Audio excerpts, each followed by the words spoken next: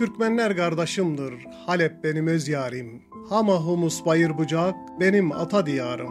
Kavim kardeş çağırsa bozoklardan duyarım. Kerküklü ananın tükenmez çilesiyim. Nerede bir Türk varsa ben onun kölesiyim. Musul'dan Golan'a selam veren elim var. Telafer'de açılan yedi veren gülüm var. Bir Poyraz'a yönlenen bir konuşan dilim var.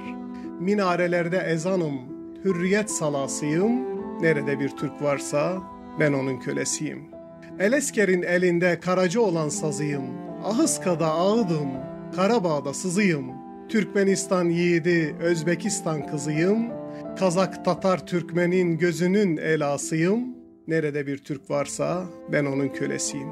Devletler ayrı olsun, soyumuz birdir bizim. Oğuzlardan geliriz, boyumuz birdir bizim. Türkü, ağıt, destanlar, toyumuz birdir bizim. Düşmana göğüs geren Halep'in kalesiyim. Nerede bir Türk varsa ben onun kölesiyim. Maraş'ta Sütçü İmam, Erzincan'da dedem var.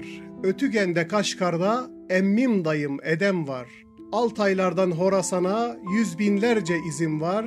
Yurduma göz dikenin başının belasıyım. Nerede bir Türk varsa ben onun kölesiyim.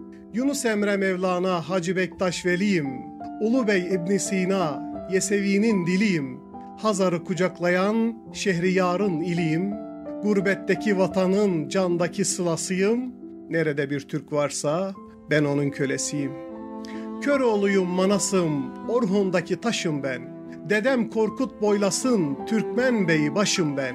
Bu afif Türk varlığına Akif ile marşım ben. Akdeniz'de Barbaros, kaptanın ağlasıyım. Nerede bir Türk varsa ben onun kölesiyim. Ulubatlı Hasan'ım, Osman Batur Şamil'im.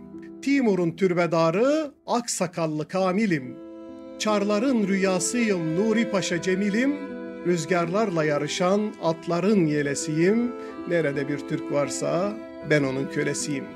Bir tarlanın ekini, bir çınarın dalıyız.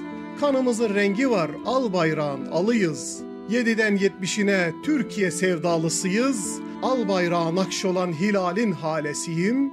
Nerede bir Türk varsa ben onun kölesiyim.